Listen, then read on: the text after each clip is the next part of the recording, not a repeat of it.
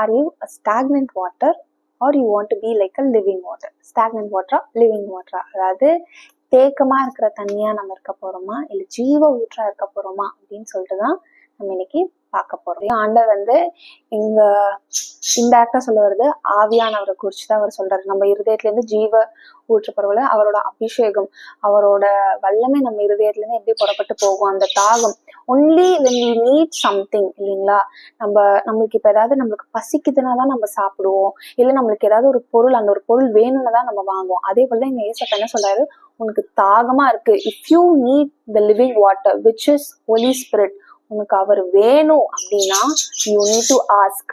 நீ வந்து என்கிட்ட கேட்கணும், நீ தாகமா இருக்கணும், அதுக்கு நீ வாஞ்சையோட இருக்கணும் அப்படின்னு சொல்லிட்டு அவர் நம்மள கேட்க சொல்றாரு. அண்ட் இன்னும் நாங்க நெக்ஸ்ட் அவர் என்ன சொல்றாரு, ஒன்னு thirst இருக்கணும்ன்றாரு. And then he who believes in me